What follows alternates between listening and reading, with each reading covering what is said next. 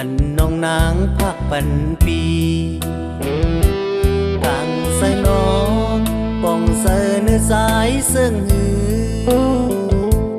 สาวน้องเอ๋ยขึ้นลัดหมอกนี่สาย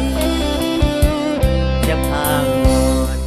สู่บิดโดยยามชิงเลยห่างอ่อนสู่อำหันลาดความสั่งมา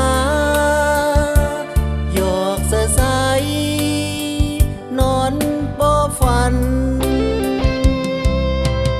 ยินลอยหมอเข้าเมื่อนอนฝันสองใส่ถึงน้องคาปี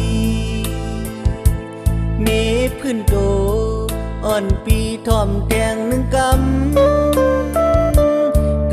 ขันเมืองปอแรงหลาย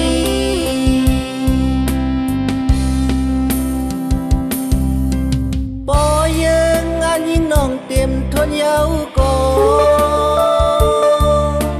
อ่อนสาวน้องเอ๋ยลี่ขึ้นปอสายมองสู่ปีเย้าเลื่อนเยาวันซึ่งเป็นนั้นมาสู่ปี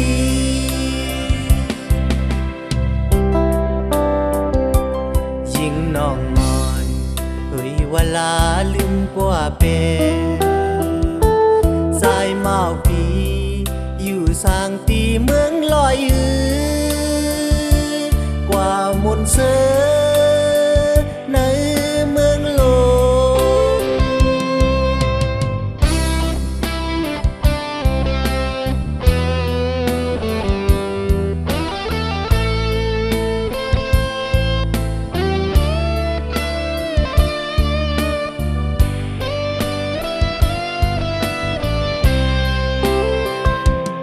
อย่าพางอน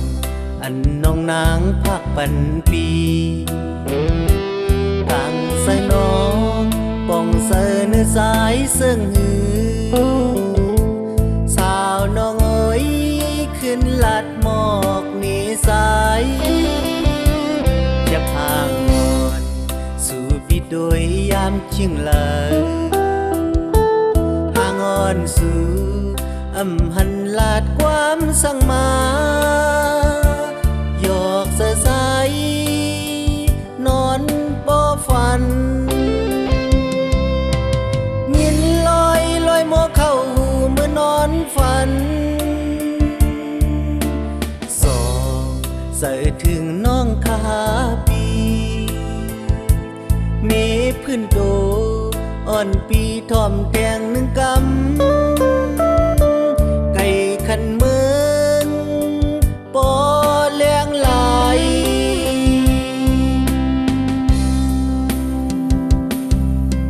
ปอยังงานยิ่งน้องเต็มทนเย้าก่ออ่อนสาวน้องเอ๋ยลี่ขึ้นปอสายมองสู่ปีเย้าเลื่อนเยาวันซึ่งเป็นนั้นมาสู่ปี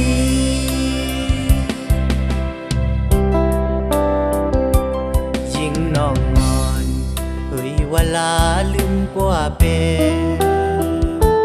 สายเมาปีอยู่สร้างตีเมืองลอยกว่ามุนเสือ